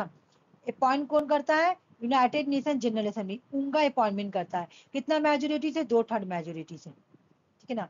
यहाँ पे देखो मैं लिख दी हूँ, देखो the other 10 are elected by the general assembly. United nation general Assembly जो है ना, ये 10 मेंबर को इलेक्ट करते हैं, ठीक है ना।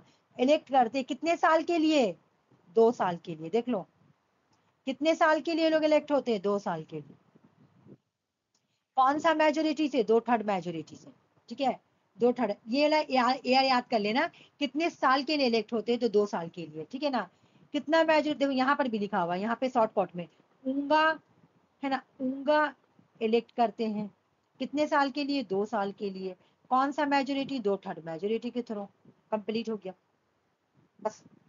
अब मुझे तुम लोग क्वेश्चन बताओ, टोटल मेंबर कितना है यूनाइटेड नेशन सिक्योरिटी काउंसिल में? टोटल मेंबर कितना है? 193। 15। 193। नहीं नहीं, सेक्रेटरी 15। काउंसिल में अच्छा कितना है? United nation secretary council, total 10 non United, हाँ परमानेंट है, 10 है 15 नॉन है, परमानेंट। 15।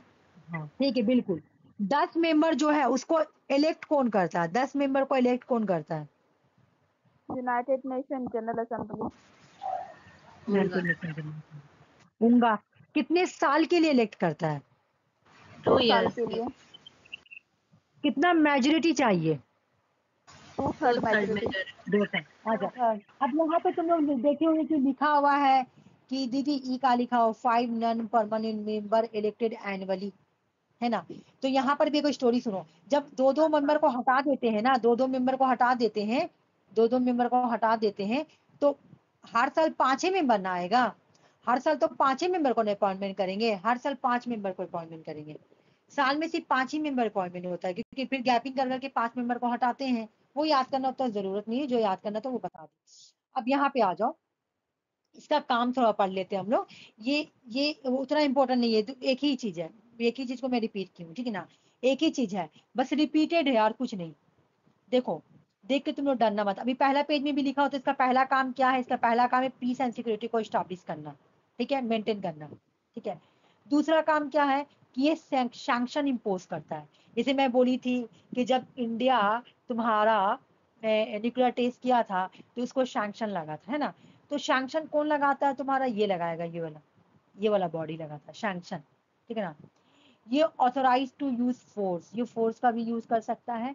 ये पीस कीपिंग ऑपरेशन करता है। जो सुनो यहाँ पे सुनो, अगर किसी कंट्री में पीस कीपिंग फोर्स भेजना है, मान लो कि हम लोग पढ़े थे ना कि सैप्रस में भेजा गया था, सारस में हम लोग पढ़े थे। फिर उसके बाद हम लोग पढ़े थे कि फ्लास्तीन में भी पीस कीपिंग फोर्स भेजा गया था। भेजता कौन है? पीस कीपिंग फोर्स को स्टैब्लिश कौन करता है? तो यही यूनाइटेड नेशन सिक्योरिटी काउंसिल, ठीक है ना। अब देखो यहाँ पे वही बात है जो पीछे पढ़े हैं ना, तो इसलिए मैं नहीं पढ़ाऊंगी। ये वाला जो बात जो है ना यहाँ पे लिखा हुआ, ये मैं डबल बार बार बेकार लिखी हूँ। वही बात है जो पीछे लिखा हुआ वही है। एक बार तुम लोग देखोगे भी तो देख लो China, France, Russia, united nations, united state, 5 permanent member, है ना। 10 नॉन परमानेंट मेंबर में कौन है भाई? 2 साल के लिए इलेक्ट होंगे, United nation general assembly elect करते हैं। तो यानी टोटल मेंबर कितना, यहाँ पे देखो अब एक चीज और, इसमें जो प्रेसिडेंट होता है, इसका प्रेसिडेंट भी होता है, ठीक है ना। यूनाइटेड नेशन सिक्योरिटी काउंसिल में एक प्रेसिडेंट होता है, ठीक ना। तो प्रेसिडेंसी होता है यूनाइटेड नेशन सिक्योरिटी काउंसिल में, लेकिन रूटेड होता है मंथली, हर महीना चेंज होता है प्रेसिडेंट। प्रेसिडेंट हर महीना चेंज होगा, और भी कैसे, अल्फाबेटिक से, जैसे ए बी सी, तो पहले कौन आया मान लो, है ना। मतलब अगर इसमें जैसे कि 15 कंट्री, तो 10 कंट्री का तो नाम नहीं रहेगा, क्योंकि 10 तो नॉन परमानेंट रहता है, तो वो होगा जो साल जो होगा, है ना। तो मान लो कि जो आएगा पहले अल्फाबेटिक में, तो उसको बना दिया जाएगा, तो उस कंट्री का यही को लेकर मेंबर बना, प्रेसिडेंट बना दिया जाएगा, ठीक है। तो इसका जो प्रेसिडेंट होता है वो कैसे बनता है, मंथली बनता है, वो भी कैसे बनता है, अल्फाबेटिकली। हो गया। 15 मेंबर में से अल्फाबेटिकली प्रेसिडेंट बनाया जाता है एक मंथ के लिए। हो गया। हाँ, ये वाला पोर्शन पढ़ना इंपॉर्टेंट है, ये वाला पोर्शन पढ़ना इंपॉर्टेंट है, पढ़ा रहे बता देखो। बोला कि यहाँ पे वोट कैसे लिया जाता है, डिसीजन कैसे लिया जाता है, ये इंपॉर्टेंट है, ठीक है। ये पढ़ना इंपॉर्टेंट है। देखो यहाँ पे ना जो 5 मेंबर कंट्रीज है ना, ये पांच जो परमानेंट है ना, इसके बाद वीटो पावर है, इसके बाद वीटो पावर है, इसको बोला जाता है वीटो पावर, पता है ना। बोला जाता है यूनाइटेड नेशन सिक्योरिटी काउंसिल का जितना पावर है, वो सब कौन लेके बैठे हुए, 5 P5 कंट्री। दुनिया का जो पावर है, या यूएनओ का जो पावर है, वो किसके पास है, ये 5 कंट्रीज के पास है। किसके थ्रू, ये वीटो के थ्रू। ये वीटो के थ्रू कुछ भी कर सकती है, इसके पास वीटो पावर है। ये जो 5 परमानेंट कंट्री है, इसके पास वीटो पावर है, ठीक है ना, वीटो पावर है। अब यहाँ पे सुनो, बोल रहा ना, स्टोरी बहुत अच्छा है, सुनो बोल रहा क्या। मान लो कि 15 मेंबर है ना, 15 मेंबर है। यूनाइटेड नेशन सिक्योरिटी काउंसिल में मेंबर कितना है, अभी मैं बार बार बोल रही हूँ, कितना मेंबर है टोटल, परमानेंट नॉन परमानेंट मिला के कितना है टोटल तुम्हारा, 15 है। 15 15 है 15 है। अब कोई तुमको डिसीजन लेना है, ठीक है ना, डिसीजन लेना है, ठीक है। अब कोई डिसीजन लेना है, ये सिक्योरिटी काउंसिल को कोई डिसीजन लेना है, ठीक है। तो ये जो सिक्योरिटी काउंसिल जो डिसीजन लेगी ना, तो ये डिसीजन कैसे होगा, 15 मेंबर में से कैसे होगा, तो कैसे होगा, 9 की मेजोरिटी चाहिए, 9 की। अगर 9 कंट्रीज ने बोला, मान लो कि मैं एक एग्जांपल ले रही हूँ, ठीक है ना। मान लो कि इजराइल, ठीक है ना, कंट्री में यूनाइटेड नेशन सिक्योरिटी काउंसिल में एक इशू आया कि, जैसे यूएन वाला स्टोरी सुना रही, चलो हम लोग में तो हुआ ही है, इंडिया में तो हुआ ही वाला बात, तो फिर मैं इंडिया क्यों नहीं, कश्मीर इशू पे, कश्मीर इशू का मैं बात ला रही हूँ, ठीक है, कश्मीर इशू, ठीक है ना। कश्मीर इशू पे लाई, तो कश्मीर इशू पे 9 जज जो था ना, 9 कंट्री था, उसने इंडिया के अगेंस्ट में वोट दिया था, ठीक है ना। इंडिया के अगेंस्ट में 9 कंट्री ने वोट दिया था कि इंडिया का गलती है, ठीक है, इंडिया का गलती है। तो अब यूएन सिक्योरिटी काउंसिल के अकॉर्डिंग इंडिया को सजा मिलेगा, है ना। लेकिन सजा कब मिलेगा, ये 9 कंट्री का डिसीजन कब माना जाएगा, जब ये जो P5 जो 5 कंट्री है ना, जो 15 में 5 कंट्रीज है ना, ये अगर वीटो पावर नहीं यूज करेंगे ना, तब ये डिसीजन तुम्हारा अप्लाई होगा, ठीक है ना। ये जो डिसीजन निकला है ना, 9 कंट्रीज का, 9 कंट्रीज का डिसीजन क्या निकला, कि इंडिया को सजा दिया जाए, है ना। जब इंडिया 1948 में कश्मीर इशू को लेके गई थी, तो 9 कंट्री का डिसीजन बोला गया था कि नहीं, इंडिया को सजा दिया जाए, है ना, इंडिया को सजा दिया जाए, डिसीजन ये आया। लेकिन ये डिसीजन कब मायने रखता है, ये डिसीजन कब मायने रखता है, जब जो 5P जो जो ये जो परमानेंट मेंबर कंट्रीज है ना, ये परमानेंट कंट्री अपना वीटो पावर ना यूज करे। अगर ये वीटो पावर यूज की ना, ये जो 9 कंट्रीज का डिसीजन है ना, खत्म हो जाएगा, ठीक है। तो बोला कि ये डिसीजन कब माना जाएगा, कि हाँ ये डिसीजन है, माना जाएगा, इंडिया को सजा दिया जाएगा, जब 5 कंट्री जो है ना, ये 15 में जो 5 कंट्री है, 5 कंट्रीज के पास क्या है, वीटो पावर है। जब ये लोग वीटो पावर यूज नहीं करेंगे ना, तब इंडिया को सजा मिलता। लेकिन हम बताइए तुम लोगों को कि इंडिया के अगेंस्ट सबने वोट दिया, सभी कंट्री ने इंडिया के अगेंस्ट वोट दे दिया, लेकिन वहां पे रसिया था, रसिया P5 में है, रसिया ने अपना वीटो पावर को यूज किया इंडिया को बचाने के लिए, ठीक है। अब ये जो डिसीजन है ना, खत्म हो गया, खरा, क्योंकि रसिया ने वीटो पावर यूज कर लिया था। मैंने एकदम करंट मतलब मैंने बिल्कुल ऐसा मतलब एग्जांपल दी हूँ जो कि इंडिया के साथ हुआ है, जो कि जिंदगी भर याद रहेगा। ये स्टोरी हम लोग हमेशा सुनते हैं कि 1948 में रसिया ने इंडिया को बचाया था यूएन में कश्मीर इशू पे। तो कैसे बचाया था, बिल्कुल ऐसी मेजोरिटी ऑफ डिसीजन निकला था कि इंडिया को सजा मिले, इंडिया का गलती है, जब सब पाकिस्तान के सपोर्ट में डिसीजन दिया था, लेकिन रसिया ने वहां अपना वीटो पावर यूज कर लिया कि मैं इंडिया के सपोर्ट में वीटो पावर दे रहा हूं, ये डिसीजन को खत्म कीजिए, और वो डिसीजन खत्म हो गया था। ठीक है, अब समझ में आया डिसीजन कैसे लिया जाएगा। हाँ, डिसीजन कब होता, जब रसिया वीटो पावर यूज नहीं करता ना, तब डिसीजन मायने रखता। जब रसिया तुम्हारा वीटो पावर यूज नहीं करता, तब डिसीजन 9 कंट्रीज का डिसीजन मायने रखता। लेकिन जब कोई भी एक कंट्री वीटो पावर यूज कर लिया ना, तो वो 9 कंट्रीज का डिसीजन रद्द, कोई मायने नहीं। यहाँ पे 5 कंट्रीज को ज्यादा पावर दिया गया है, P5 को P5 बोला जाता है। ये जो 5 कंट्री ना, इसको P5 बोला जाता है, इनके पास वीटो पावर है। और जो नॉन परमानेंट मेंबर कंट्रीज है, ये तो हर साल कंट्री से चेंज होके आते हैं ना। जो उंगा का मेंबर कंट्री, जो उंगा का 193 कंट्री, उसी में से आते हैं, 2-2 साल के लिए चेंज होते रहते हैं। लेकिन ये जो 5 परमानेंट कंट्रीज है, ये चेंज नहीं होते, इनके पास वीटो पावर है, ये किसी भी डिसीजन को रद्द कर सकते हैं ना। हम बताएं कश्मीर इशू में इंडिया को कैसे बचाया था, बताए ना, स्टोरी याद रखना। कश्मीर इशू में इंडिया के अगेंस्ट में सभी ने वोट दे दिया था, ठीक है। अब इंडिया को सजा मिलता है ना, पनिशमेंट मिलता, लेकिन रसिया ने क्या किया, वीटो पावर यूज कर लिया और इंडिया को बचा लिया। ये वाला स्टोरी समझ में आया, बताओ, ये वाला स्टोरी समझ में आया। पेज पलटू, हाँ पेज पलटू मैं, ठीक है। अब ये वाला पढ़ना है, इंडिया कब कब यूनाइटेड नेशन सिक्योरिटी काउंसिल का नॉन परमानेंट मेंबर बना है।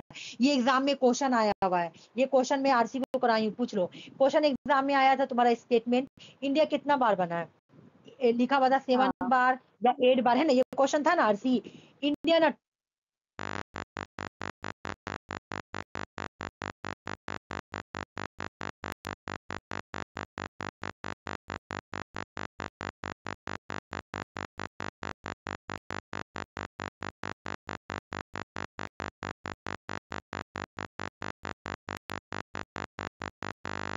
बार बना है।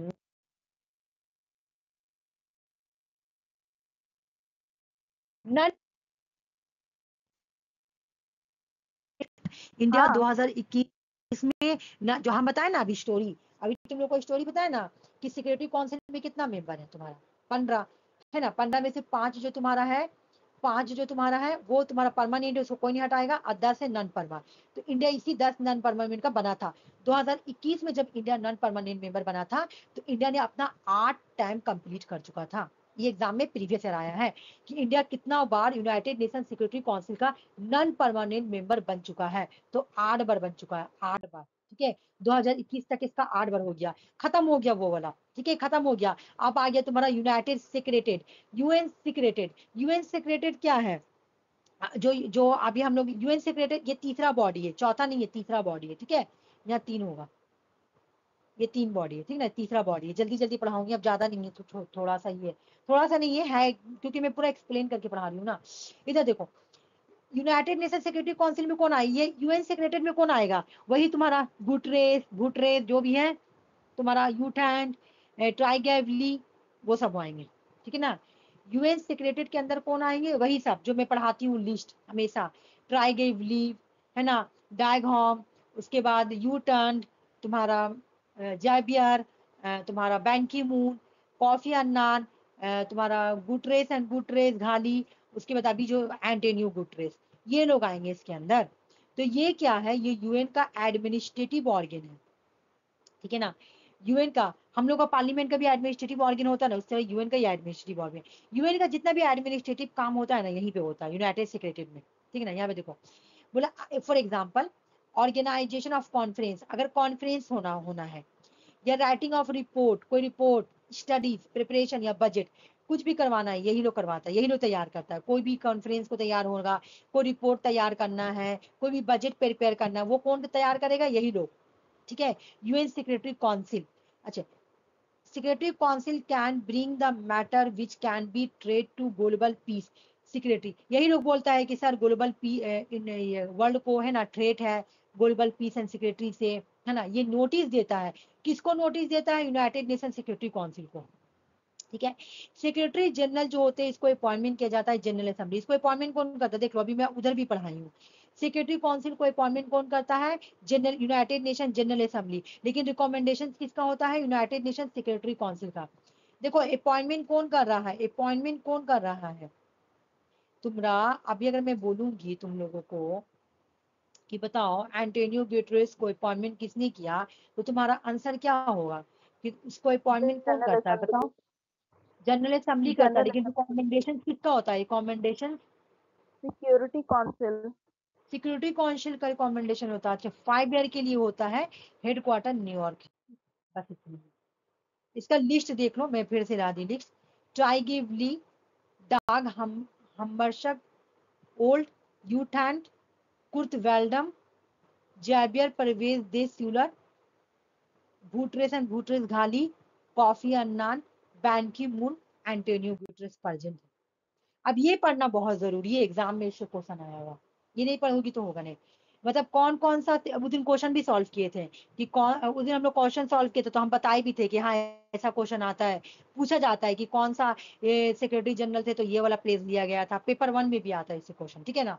देखो यहाँ पे जब ट्राई गिव ले थे, ठीक है ना, जब ट्राई गिव ली थे, है ना, ट्राई गिव लाई, जब ट्राई गिव लाई थे ना, तो ये फर्स्ट, ये ऐसे याद भी हो जाएगा, ठीक है ना, ये फर्स्ट यूनाइटेड सेक्रेटरी जनरल थे, ठीक है ना। तो ये जब थे ना, तो इनके पीरियड में एक प्लान आया था, ये प्लान ऐसे भी पूछता है, एशियन प्लान 1950s में। एशियन प्लान, एशियन प्लान तुम्हारा क्रोनोलॉजिकल ऑर्डर में आता है। एशियन प्लान तुम्हारा ये करने के लिए आता है, तुम्हारा मैचिंग के लिए आता है।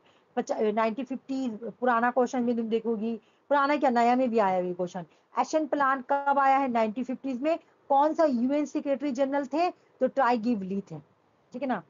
मतलब इस तरह से इसको पीस सेक्रेटरी बोलेंगे, ठीक है ना। यहाँ पे इन्होंने क्या क्या सॉल्व किया था देख लो, ये कब का है, ये 1940 से 1952 है। यहाँ पे कश्मीर कॉन्फ्लिक्ट हुआ था, यहाँ पे कोरियन वार हुआ था, तो इन्होंने कश्मीर कॉन्फ्लिक्ट को सॉल्व करने में भी रोल किया था, इन्होंने कोरियन वार को भी सॉल्व करने में रोल किया था। लेकिन एशियन प्लान याद करना जरूरी है।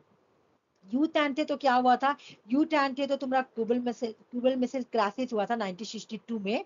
1962 में क्यूबल मिसाइल क्राइसिस हुआ था, तो इन्होंने ये प्रॉब्लम सॉल्व किया था। और यूएन पीस, देखो ये वाला कितना बार क्वेश्चन आया हुआ, देखिए सैप्रेस, बाप रे ये 2-3 बार क्वेश्चन आया हुआ, तुम देखी थी कि सैप्रेस में यूएन पीस कीपिंग फोर्स कब भेजा किया, हाँ। तो 1964 में भेजा गया। ये क्वेश्चन कितना बार आया हुआ है, तो ये किसने भेजा था, यूएन पीस कीपिंग फोर्स सैप्रेस में 1964 में भेजा गया था। तो उस वक्त तुम्हारा कौन थे सेक्रेटरी जनरल, तो यू थैन थे, यू थैन, ठीक है।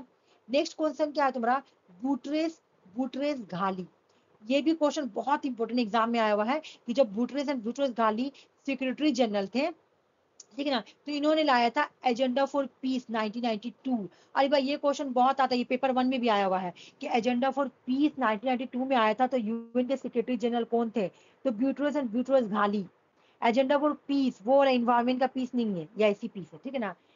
एजेंडा फॉर पीस, ये क्वेश्चन बहुत बार आया है, नहीं अगर यकीन है तो पेपर 1 का तुम, पेपर 2 का तुम प्रीवियस क्वेश्चन निकाल के देख लो, पुराना क्वेश्चन, नया में नहीं है। लेकिन अब तुम देख रहे कि एनटीए जो क्या कर रहा, पुराना क्वेश्चन से ही तो पूछ रहा है ना।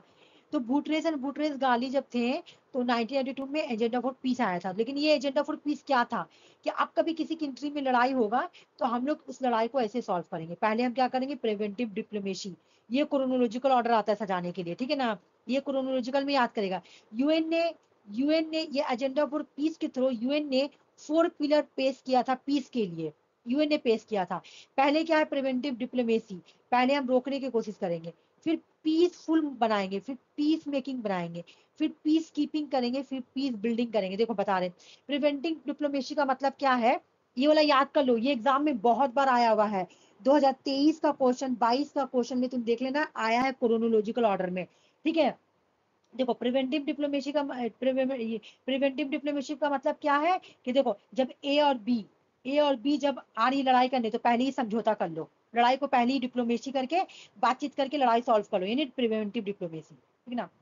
पीस मेकिंग, मान लो कि ए और बी के बीच में लड़ाई हो रहा है ना, इजराइल और फलस्तीन के बीच में लड़ाई हो रहा है, तो दोनों के बीच में लड़ाई को खत्म करा के पीस बनवा दो, लड़ाई खत्म करा के बोलो पीस बना लो, ठीक है ना, हो गया। उसके बाद अब ए और बी यानी फिलिस्तीन और इजराइल के बीच में लड़ाई हो रहा, लड़ाई बहुत बढ़ गया, पूरा खत्म, पीस कीपिंग के लिए अपना फोर्स भेज दो। तब क्या करेगी, यूएनओ पीस कीपिंग फोर्स भेज देगी, हो गया, है ना। तीसरा, चौथा नंबर में बोला ए और बी के बीच में लड़ाई हो रहा, है ना, ए और बी के बीच में लड़ाई हो रहा, तुम्हारा ना तो प्रिवेंटिव डिप्लोमेसी काम आया, ना पीस मेकिंग काम आया, ना पीस कीपिंग आएगा। पीस कीपिंग नहीं भेजेंगे, पीस कीपिंग कब भेजते, जब लड़ाई पूरा खत्म हो जाए, पूरा तरीका से बर्बाद हो गया, पूरा तरीका से दोनों कंट्री बर्बाद हो गया, तब हम क्या करेंगे, पीस बिल्डिंग करने के लिए भेजेंगे। अब जैसे कि फिलिस्तीन को कितने बार इसराइल बर्बाद किया, तो यूएन वहां पे जाके फिलिस्तीन में अपना स्कूल स्टैब्लिश किया था, अपना स्कूल, अपना कॉलेज, अपना अस्पताल यूएन ने स्टैब्लिश किया था, तो उसको पीस बिल्डिंग बोलते हैं। तो पहले प्रिवेंटिव, फिर पीस मेकिंग, फिर पीस कीपिंग, फिर पीस बिल्डिंग, हो गया। अब आ जाओ कॉफी अन्नान, ये वाला कॉफी अन्नान देखो इंपॉर्टेंट है। कॉफी अन्नान जब आए थे ना, तो क्या आया था तुम्हारा, कॉफी अन्नान आया था तो क्या आया था, हाँ, कॉफी अन्नान जो थे ना, इन्होंने पीस बिल्डिंग कमीशन 2005 में स्टैब्लिश किया था। United nation peace building commission 2005 में स्टैब्लिश किए थे कॉफी अन्नान। कॉफी अन्नान के बारे में एक बात और ये है कि ये first black African secretary general बने थे, मतलब पहला बार कोई ब्लैक पर्सन सेक्रेटरी जनरल बना था, है ना, फर्स्ट। घाना के थे। इन्होंने दो चीज स्टैब्लिश किया था, एक तो पीस बिल्डिंग कमीशन 2005 में, एक UN human right council commission 2005 में। इनको नोबेल प्राइज मिला था कॉफी अन्नान को। इनको जो नोबेल प्राइज मिला था ना, तो इन्होंने अपना नोबेल प्राइज यूनाइटेड नेशंस के साथ शेयर किया था, हो गया। उसके बाद बैन की मून, जब बैन की मून आए थे ना, तो उस वक्त पेरिस एग्रीमेंट आया था, ठीक है ना, और सस्टेनेबल डेवलपमेंट गोल आया था, ठीक है ना। एक मिनट में यहाँ पे लग रहा है एक चीज भूल गया है, यहाँ पे मिलेनियम डेवलपमेंट गोल भी आया था, ठीक ना। बैन की मून जब आए थे, तो यहाँ पे मिलेनियम डेवलपमेंट गोल भी आया था, ठीक है ना। 2005 में मिलेनियम डेवलपमेंट गोल आया है, तो बैन की मून के वक्त में मिलेनियम डेवलपमेंट गोल भी आया था, ठीक है ना। प्रीवियस क्वेश्चन मैं लिखी थी, कैसे भूल गया, मुझे याद नहीं आ रहा। देखो क्वेश्चन आया था ना कि जब मिलेनियम डेवलपमेंट गोल आया था, तो उस वक्त यूनाइटेड नेशन सिक्योरिटी काउंसिल कौन थे, पेपर 1 का क्वेश्चन है, तो कॉफी अन्नान थे, कॉफी अन्नान, ठीक है। उसके बाद जब तुम्हारा सस्टेनेबल डेवलपमेंट गोल आया और पेरिस एग्रीमेंट आया था, तब कौन थे सेक्रेटरी काउंसिल, तो बैन की मून थे, बैन की मून, ठीक है, बैन की मून, ठीक है ना। फिर 2016 में हट गए, तो वही गुटरेस आ गए, है ना, ये एंटोनियो गुटरेस आ गए, खत्म हो गया ये, ठीक है। अब ये पढ़ेंगे तुम्हारा united nation economic and social council, इकोसॉक, ये 4 नंबर है। इकोसॉक क्या हो गया तुम्हारा, इकोसॉक जो है, ये यूएन का ऑर्गेन है, ये कोऑर्डिनेट करती है, ये गाइडेंस करती है sustainable development policy activity economic and social, जितना भी सोशल इश्यूज रहेगा, जितना भी इकोनॉमिक, अभी तक हम लोग पढ़ते आए, कहीं भी हम लोग ये नहीं देखे कोई इकोनॉमिक प्रॉब्लम को सॉल्व कर रहा, कोई सोशल इश्यूज को सॉल्व कर रहा, है ना। तो ये कौन करेगा, तुम्हारा इकोसॉक सॉल्व करेगा, जो भी इकोनॉमिक से मैटर रिलेटिव रहेगा, वो इकोसॉक। एग्जाम में क्वेश्चन आया हुआ है कि यूनाइटेड नेशन सिक्योरिटी काउंसिल का मेंबर कितना है, स्टेटमेंट टाइप का था, ठीक है ना। एक में 44 लिखा हुआ था, एक में 54 लिखा हुआ था, तो जो 54 वो सही होगा, है ना। तो इकोसॉक में मेंबर कितना होता है, 54 मेंबर होते हैं। अपॉइंटमेंट कौन करता है, तो जनरल असेंबली अपॉइंटमेंट करते हैं, कितने साल के लिए अपॉइंटमेंट करते हैं, तो 3 साल के लिए अपॉइंटमेंट करते हैं। मेजोरिटी क्या होगा, जब मतलब एक कंट्री मस्ट रिसीव 2/3, अगर एक कंट्री सोचेगा कि हम इसका मेंबर बने, तो मेंबर बनने के लिए 2/3 मेजोरिटी चाहिए, ठीक है। अच्छा, इको सब में वोट कैसे होता है, हर एक मेंबर को एक वोट दिया जाता है, यहाँ सिंपल मेजोरिटी से पास होता है। इसका जो इको सब का मेंबर बनते हैं वन, यहाँ पे जो प्रेसिडेंट होता है वो वन इलेक्टेड होते हैं, प्रेसिडेंट जो इलेक्ट होते हैं 1 ईयर के लिए, ठीक है ना। मान लो कि ये और ये ना भी याद की, लेकिन ये दोनों तुमको याद करना पड़ेगा कि यहाँ पे जो डिसीजन लिया जाता है कैसे, 2/3 से, ठीक है ना। मतलब एक मिनट रुक जाओ, मैं यहाँ पे बता रही हूँ क्या क्या याद करना है। जो एग्जाम में क्वेश्चन आया हो वो मैं बता दे रही हूँ। एग्जाम में क्वेश्चन आया था, एक तो मेंबर से आया था कि मेंबर कितना होता है इकोसैट का, एक काम से आया था, तो इसका काम क्या है, इकोनॉमिक इश्यूज को सॉल्व करना, ठीक है ना। यूनाइटेड नेशन जनरल असेंबलीज को इलेक्ट करती है, कितने साल के लिए, 3 साल के लिए इलेक्ट करती है। ये क्या करती है, ज्योग्राफिकल रिप्रेजेंट होती है, ठीक है। उसके बाद है, एक कंट्री मस्ट रिसीव, अगर एक कंट्री सोचेगी कि हम इसका मेंबर बने, तो उसको 2/3 मेजोरिटी पास करना पड़ेगा, तभी जाके वो बन जाएगा, ठीक है ना। हर एक कंट्रीज के पास, इसके जो 54 मेंबर कंट्रीज है, तो 54 मेंबर कंट्रीज के सभी के पास एक एक वोट होता है, ठीक है ना। और सबका डिसीजन जो होता है वो सिंपल मेजोरिटी से होगा। सिंपल मेजोरिटी कैसे, 54 मेंबर कंट्रीज है ना, 54 मेंबर कंट्रीज में अगर वोट देना होगा, तो कितना वोट देंगे, रुक जाओ, इसका आधा करो, इसका आधा नहीं, एक ज्यादा, सिंपल मेजोरिटी किसको बोलते हैं मैं बता रही हूँ, रुक जाओ। इसको अगर हम काटेंगे तो कैसे जाएगा, 2 2 4, 2 से 14 है ना, 27 हो जाएगा। तो 27 नहीं 28, तब सिंपल मेजोरिटी हो जाएगा, ठीक है ना। उसके बाद हो रहा कि इसके जो प्रेसिडेंट इलेक्ट होते हैं हर साल इलेक्ट होते हैं 1 ईयर के लिए। ये वाला समझ में आ गया, क्लियर हो गया, क्लियर हुआ? बताओ यहाँ पे कुछ पूछना है कुछ भी? नहीं। ये वाला देखो, ये इंडिविजुअल पढ़ा जाता है, ये टॉपिक इंडिविजुअल पढ़ा जाता है, लेकिन मैं इंडिविजुअल नहीं लाई हूँ, इसी में लाई हूँ, ठीक है। देखो ये हो गया तुम्हारा फिफ्थ वाला, फिफ्थ, ये फिफ्थ नंबर है, ठीक है ना, ये फिफ्थ ऑर्गन है, ये फिफ्थ ऑर्गन है, इंटरनेशनल कोर्ट ऑफ जस्टिस, ये फिफ्थ ऑर्गन है। इसको हम लोग बोलते हैं वर्ल्ड कोर्ट, इंटरनेशनल कोर्ट बोलेंगे, इसको वर्ल्ड कोर्ट बोलेंगे, ठीक ना। इसको स्टैब्लिश कब किया गया था, तो जून 1945 में। ये फंक्शन कब से कर रही है, अप्रैल 1946 से, okay. It is the principal judicial organ of the United Nation. United Nation का अगर कोई जुडिशियल काम रहेगा तो वो कौन करेगा, जुडिशियल, तो वो करेगा तुम्हारा इंटरनेशनल कोर्ट ऑफ जस्टिस, ठीक है। ये इंडिपेंडेंट है, ये यूएन सेक्रेटरी से बिल्कुल, यूनाइटेड नेशन का जो सेक्रेटरी है ना, उससे ये बिल्कुल इंडिपेंडेंट है, वो लोग यहाँ पे आके इंटरफेयर नहीं कर सकते, ठीक है। अब देखो हम लोग जितना भी पढ़े, सबका हेडक्वार्टर कहाँ था, न्यूयॉर्क था, सबका हेडक्वार्टर न्यूयॉर्क था, सबका हेडक्वार्टर, जितना भी ऑर्गन है सबका हेडक्वार्टर कहाँ तुमको मिलेगा, न्यूयॉर्क। इवन यूएनओ का भी हेडक्वार्टर न्यूयॉर्क है, लेकिन सिर्फ ये एक ऐसा बॉडी है यूएन का जिसका हेडक्वार्टर द हेग नेदरलैंड में है, पीस पैलेस हेग नेदरलैंड। ये आता है एग्जाम में, ये एग्जाम में भी आता है और बहुत सारे एग्जाम में भी क्वेश्चन आता है, ठीक ना, और भी जनरली एग्जाम में आता है कि इंटरनेशनल कोर्ट ऑफ जस्टिस का हेडक्वार्टर कहाँ है, हेग नेदरलैंड में, हेग नेदरलैंड में, ठीक है। All member are United State, United State के जितने भी मेंबर है ना 193 मेंबर, ठीक है ना, इसके अंदर आ जाएंगे ऑटोमेटिकली, इसके पार्टी से, ठीक है। इसका लैंग्वेज कौन कौन सा यूज होता है, इंग्लिश और फ्रांस, इसके अंदर सिर्फ 2 लैंग्वेज यूज होते हैं, इंग्लिश और फ्रांस। इसमें कितने जज है, ये भी क्वेश्चन आया हुआ, कितने जज है, 15 जज। कितने साल के लिए इलेक्ट होते हैं, 9 ईयर के लिए, ठीक है। कौन इलेक्ट करता, अभी मैं आगे पढ़ाई थी कि यहाँ पर दोनों मिल जाते हैं, यूनाइटेड नेशन जनरल असेंबली और यूनाइटेड नेशन सिक्योरिटी काउंसिल, ये लोग इसको इलेक्ट करते हैं, लेकिन कैंडिडेट को अब्सोल्यूट मेजोरिटी मिलना चाहिए दोनों हाउस में, उंगा में भी और यूनाइटेड नेशन सिक्योरिटी काउंसिल में भी। इसको क्या मिलना चाहिए, अब्सोल्यूट मेजोरिटी मिलना चाहिए, अब्सोल्यूट मेजोरिटी, ठीक है ना। अच्छा एक बात और सुनो, मान लो कि क्या बोला कि 15 जज है ना, 15 जज होना चाहिए, तो मान लो कि 15 जज, एक जज इंडिया का है, तो अब एक और जज इंडिया से नहीं हो सकता, यहाँ पे वही लिख रहा है कि नो 2 जज may be nation of the same country, मतलब एक जज 2 कंट्री से नहीं हो सकता, अलग अलग नेशनलिटी से होना चाहिए, ठीक है। यहाँ पे क्या याद करना है तुमको कि 1945 में आई, 1946 से काम करना स्टार्ट की है, हेडक्वार्टर हेग नीदरलैंड में है, जज 15 है, कितने साल के लिए, 9 ईयर के लिए। इलेक्ट कौन करता है, तो यूनाइटेड नेशंस जनरल असेंबली और यूनाइटेड नेशन सिक्योरिटी काउंसिल दोनों मिलकर इसको इलेक्ट करती है एब्सोल्यूट मेजोरिटी के थ्रू। आ जाओ, यहाँ पे खाली समझाने के लिए मैं लाई हूँ कि इसको कैसे लिया जाता है। देखो इसको ज्योग्राफिकली एरिया से, जैसे कि इसको कैसे कैसे बांटा जाता है, कैसे कैसे जज को लिया जाता है। देखो बोला जाता है कि अफ्रीका कॉन्टिनेंट है, कॉन्टिनेंट के अकॉर्डिंग इसको बांटा गया। देखो बोला क्या, जो अफ्रीका कॉन्टिनेंट है ना, तो अफ्रीका कॉन्टिनेंट से सिर्फ 3 ही लोग लिया जाएगा, ठीक है। लातिन अमेरिका और कैरिबियन कॉन्टिनेंट जो है, यहाँ से सिर्फ 2 ही लोग लिए जाएंगे, ठीक है ना।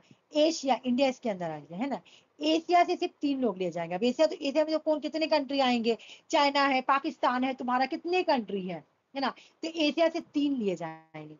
वेस्टर्न यूरोप कॉन्टिनेंट से कितने लिए जाएंगे, 5। ईस्टर्न यूरोप हो गया, ईस्टर्न यूरोप से कितने लिए जाएंगे, 2 लिए जाएंगे। इस तरह से बांटा गया जज को लेने का, ठीक है ना।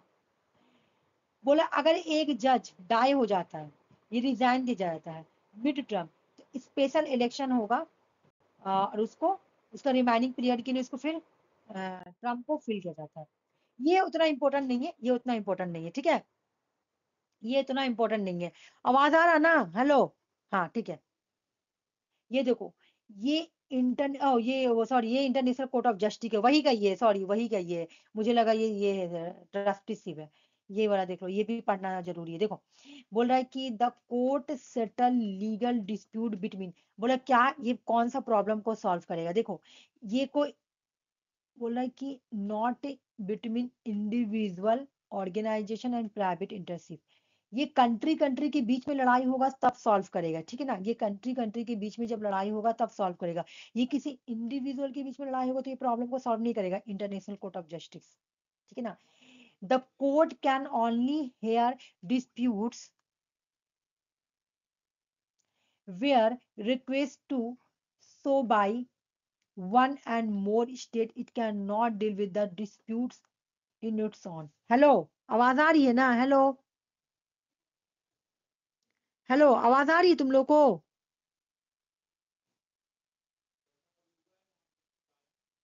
Hello hello hello. हाँ आवाज आ रही है। हाँ तो तुम लोग बोलो मुझे लग रहा है कि लाइन गया था, तुम नहीं लोग ही चल माइक रही ओपन थी। कर रहे थे, हो नहीं रहा था। अच्छा अच्छा ठीक है, कोई बात नहीं, ठीक है। देखो यहाँ पे बोला कि जब दो कंट्री के बीच में प्रॉब्लम होगा ना, जैसे तुम देखी थी, जब दो कंट्री के बीच में होगा तो ये प्रॉब्लम आके सॉल्व करेगा, ठीक है ना। Decision and advisory opinion by the majority did even equal division president of international court of justice would become the decisive.